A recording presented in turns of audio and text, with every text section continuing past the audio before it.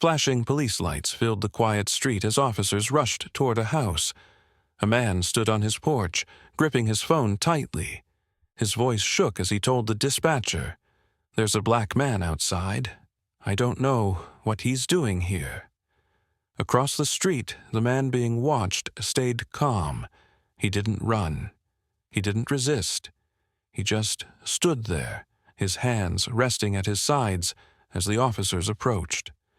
Neighbors peeked through their curtains, whispering about what was happening. The police moved in, ready to act. But just as they did, something happened that no one expected. The truth about this intruder would leave everyone, especially the 911 caller, in complete shock. Stay with us to find out what really happened that night. The police officers stepped forward cautiously, their hands hovering near their holsters. The man on the porch, still gripping his phone, watched nervously, his heart pounding. He had called 911 just minutes ago, convinced that something wasn't right. The thought of a black man walking through his neighborhood at night had set off alarm bells in his mind. Across the street, the so-called intruder stood calmly under the glow of a street lamp. He was dressed in a dark suit, his posture relaxed but confident. There was no sign of panic on his face, no attempt to run. He simply watched as the officers approached, his expression unreadable. The soft hum of the streetlights and the distant chirping of crickets were the only sounds cutting through the silence of the night.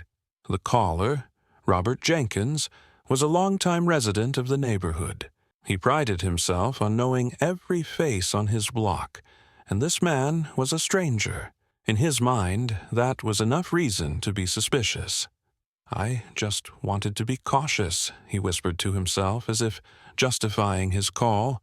He had seen too many news reports about break-ins, and without a second thought he assumed this man didn't belong. The police officers, led by Officer Daniels, moved in, their expressions unreadable. They had responded quickly, thinking they were dealing with a possible trespasser. But as they got closer, something about the man's calm demeanor made Officer Daniels hesitate. The intruder didn't have the body language of someone caught doing something wrong. He wasn't nervous, wasn't defensive. He simply stood there, waiting. Several neighbors had gathered at their windows, peering through blinds and curtains. The tension in the air was heavy. Some of them had also assumed the worst when they saw the black man standing alone in the dimly lit street. Others had started to wonder if Robert had overreacted. Inside the house next door, an elderly woman whispered to her husband, "He doesn't look like he's doing anything wrong." Her husband grunted, still watching. Meanwhile, Malcolm Hayes, the man in question, remained still. He knew exactly what was happening. He had seen it before, had lived through it many times. The suspicious glances, the nervous whispers, the quick judgments. Tonight was no different. But what Robert and the officers didn't know was that Malcolm wasn't just some stranger passing through. His presence here was no accident. The stage was set. The officers were just feet away from Malcolm. Robert's breath was heavy with anticipation, and the entire neighborhood was watching. What happened next would change everything. The officers stopped just a few feet away from Malcolm. The red and blue lights from their patrol cars flashed across his face, but he remained composed. His hands stayed visible, his posture relaxed. He had been in situations like this before. He knew how quickly things could escalate. Robert Jenkins, still standing on his porch, felt a wave of nervous energy. He had been so sure that calling 911 was the right thing to do. But now, seeing the officers hesitate, doubt started creeping in. Had he made a mistake? His fingers tightened around his phone as he watched the scene unfold. Officer Daniels, the leading officer, spoke first. "Sir, we got a call about a suspicious individual in the area. Can you tell us what you're doing here tonight?" His voice was firm but not aggressive. He was assessing the situation, trying to read Malcolm's body language. Malcolm exhaled slowly before answering. "Just taking a walk," he said, his voice steady. His eyes flicked toward Robert for a brief moment before returning to the officers. Another officer, younger and more impatient, stepped forward. "You live around here?" His tone carried an edge of suspicion. Malcolm nodded. "I do." Robert's stomach churned. "He does?" That wasn't what he expected to hear. He had never seen this man before. He was certain of it. "Do you have ID on you?" The younger officer pressed. Malcolm reached into his pocket slowly. Every movement was careful, deliberate. He pulled out his wallet and handed it over. Officer Daniels took it and studied the name on the ID. His eyes widened slightly, but he quickly masked his reaction. The tension grew thicker. The street was silent except for the distant sound of a passing car. Robert swallowed hard. The way Malcolm carried himself, the way he spoke, it didn't match the image of a trespasser he had in his mind. The younger officer, still skeptical, glanced toward Robert. "You the one who called this in?" Robert hesitated before nodding. "Yeah. I saw him walking, and I didn't recognize him. He stopped mid-sentence. His own words sounded weak now. Malcolm hadn't done anything suspicious. He hadn't been peeking into windows or trying to open doors. He had just been walking. Malcolm's gaze didn't waver. He had heard this story too many times. A black man in a mostly white neighborhood? That was enough to raise alarm bells in some people's minds. He had done nothing wrong, yet here he was, being questioned under the glow of police lights. Officer Daniels cleared his throat. He seemed tense, almost hesitant. He handed the wallet back to Malcolm and took a small step back. "Sir, would you mind telling us your full name?" His voice had changed slightly. Less forceful, more careful. Malcolm took his wallet and placed it back in his pocket. Then, with calm authority, he spoke his full name. "Malcolm Hayes, Chief of Police." The words cut through the night like a blade. Robert's breath caught in his throat. The younger officer blinked, his mouth opening slightly, but no words coming out. Officer Daniels stood completely still, his jaw tightening as he processed what he had just heard. The silence that followed was deafening. Robert felt his knees go weak. The man he had called the police on was the chief of police. The neighbors who had been watching from behind their curtains were now glued to their windows, eyes wide with shock. Even the officers looked stunned, shifting uncomfortably as they realized the gravity of their mistake. Malcolm didn't move, didn't smirk, didn't show any satisfaction in their reaction. He had seen this play out too many times before. He simply let the weight of his words settle over the street. Robert's mind raced. His stomach twisted in knots.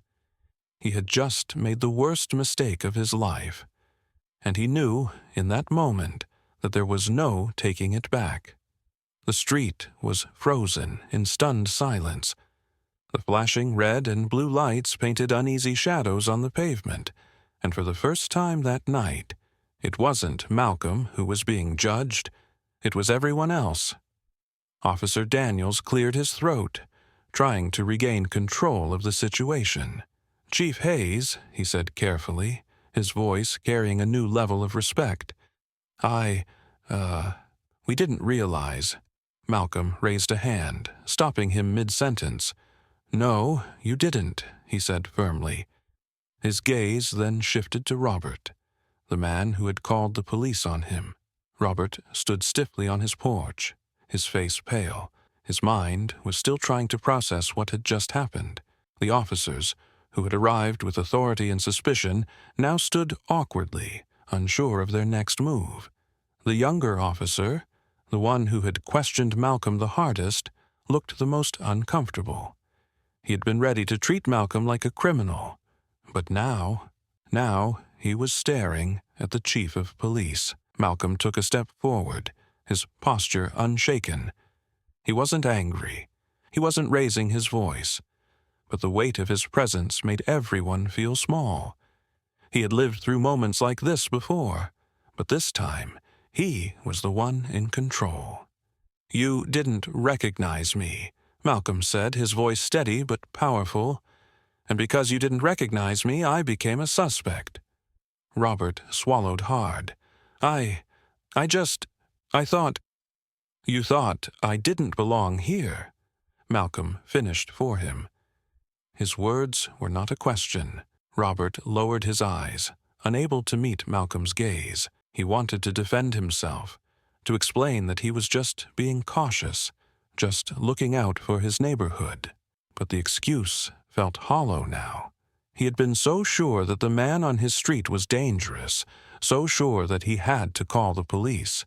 But now, standing in front of the chief of police himself, he realized the only thing Malcolm had done was exist. The younger officer stepped forward, his voice quiet. "Chief, Malcolm turned toward him, and the officer immediately stopped talking. "No," Malcolm said. "This is what I want you to do." His voice was calm but firm.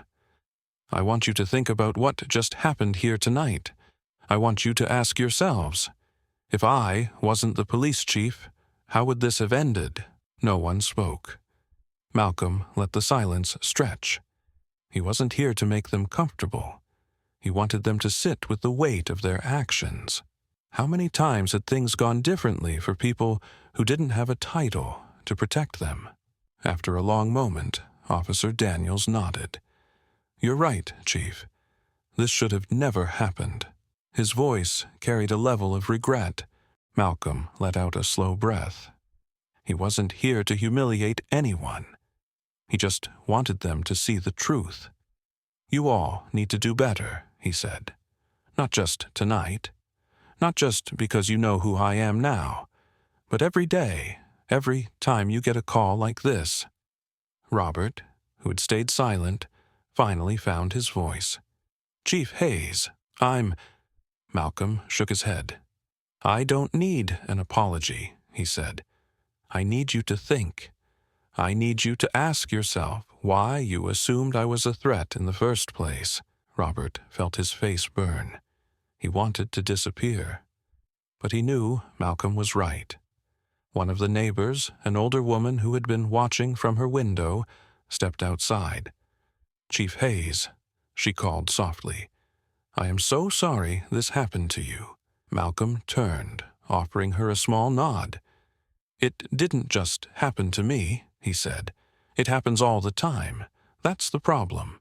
The weight of his words settled over everyone. The officers looked down, clearly ashamed. The neighbors, who had been so quick to assume the worst, now avoided eye contact. Finally, Malcolm turned to Officer Daniels. "I'll be at the station tomorrow morning," he said. "We're going to have a long conversation about how we handle calls like these in the future." "Yes, sir," Daniels replied immediately. Malcolm took one last look at Robert, who now stood frozen on his porch. "I hope you never make this mistake again," he said simply. Then, without another word, he turned and walked away.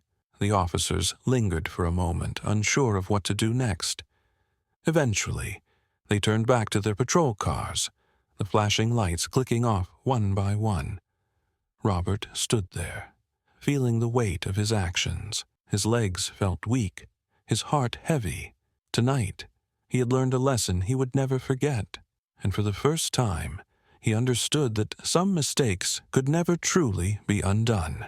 As Malcolm walked away, the weight of the night still hung heavy in the air. The officers hesitated before getting into their patrol cars, their earlier authority replaced by quiet shame. The flashing red and blue lights had disappeared, but the damage had already been done. Robert remained frozen on his porch, replaying every second of the past hour in his mind. He had been so sure, so convinced that he was doing the right thing. And yet, standing there now, he realized just how wrong he had been. He hadn't reported a crime. He had reported his own assumptions, but it was more than just a mistake. It was a reflection of something much deeper, something that had been ingrained in him for years. He had always considered himself a good man, someone who treated others fairly, someone who didn't see color. Yet tonight, his actions had said otherwise. He had seen a black man in his neighborhood and assumed the worst. Not because of anything Malcolm did, but because of what Robert had been conditioned to believe. The weight of that realization pressed down on him like a stone. Across the street, a few neighbors lingered outside, whispering to one another. One elderly woman shook her head in disappointment. Another couple looked toward Robert, their expressions unreadable. The entire neighborhood had just witnessed something that would not be easily forgotten. Inside his home, Robert collapsed onto his couch, his head in his hands. He didn't need Malcolm's forgiveness. He needed to face the truth about himself. Meanwhile, Malcolm returned home, slipping his badge onto the counter. He exhaled deeply, not in relief, but in frustration. Even as chief of police, even as a man who had spent years working to change the system, he still wasn't immune to moments like these. It wasn't the first time he had been profiled. And sadly, he knew it wouldn't be the last. The next morning, Malcolm arrived at the police station as promised. Officer Daniels was already waiting for him, his stance tense. "Chief," he said, his voice careful, "I just want to say, I'm sorry for how we handled things last night."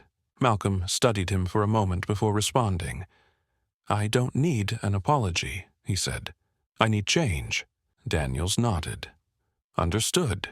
A meeting was called later that day, bringing together the officers involved in the incident. Malcolm stood at the front of the room, addressing them with a calm but firm voice. "What happened last night is exactly what's wrong with our system," he said. "I wasn't stopped because I was doing something suspicious. I was stopped because of what I look like. That should never happen, to me or anyone else." The room was silent. Some officers shifted uncomfortably, while others nodded in quiet agreement. Malcolm continued. "If I wasn't the chief, how do you think that situation would have ended? Would I have made it home safely? Would my voice have been heard?" No one had an answer, and that silence spoke louder than words. Meanwhile, back in the neighborhood, Robert found himself unable to go about his day, as if nothing had happened. He replayed the scene over and over in his mind. The way he had stood on his porch, so sure that he was protecting his community. The way he had pointed his finger without knowing the truth. He had never truly questioned his own biases before. He had always believed himself to be fair, to be someone who would never judge a person based on race, but last night had proven that deep down he had been blind to his own prejudices. For the first time he understood that racism wasn't always loud. Sometimes it was quiet. It was the small assumptions, the unconscious fears, the subtle ways people were treated differently. And now he had to live with the fact that he had played a part in that. Robert sighed, staring at the police chief's name on his phone screen. He knew he had to make a choice, stay silent or face his mistake head on. With a deep breath, he picked up his phone and dialed. Robert sat on his couch, staring at his phone screen. Chief Malcolm Hayes. The name glowed under his trembling fingers. His mind screamed at him to put the phone down, to avoid this moment, but his heart knew what he had to do. With a deep breath, he pressed the call button. The phone rang twice before a familiar, calm voice answered. Chief Hayes speaking. Robert swallowed hard. "Chief, this is Robert Jenkins, from last night." A pause. Then Malcolm's voice came through again, steady and measured. "What can I do for you, Robert?" Robert felt his throat tighten. He exhaled sharply. "I just wanted to say I was wrong about everything." Another pause. Then Malcolm replied, "Go on." Robert ran a hand through his hair. "I made an assumption. I saw you, and I didn't stop to think. I just reacted. I thought I was protecting my neighborhood, but all I did was prove that I've been blind to my own biases." He let out a shaky laugh. "Honestly, Chief, I feel ashamed." Malcolm listened without interrupting. When Robert finally went silent, Malcolm spoke. "It's not just about what happened last night, Robert. It's about what you do moving forward." Robert nodded, even though Malcolm couldn't see him. "I understand. I want to do better. I just don't know how." Malcolm was quiet for a moment before saying, "Come to the community meeting tomorrow night at the precinct. Listen, learn. That's how you start." Robert felt an unexpected weight lift from his shoulders. "I'll be there." The call ended, but Robert sat still, absorbing everything.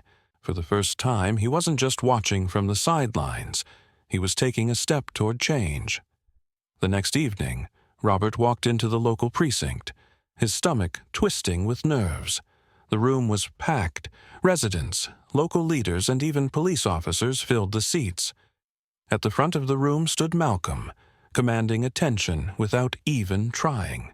"This conversation is long overdue," Malcolm began, his voice calm yet powerful. "What happened to me last night happens to people of color every day, but most don't get the chance to walk away unharmed.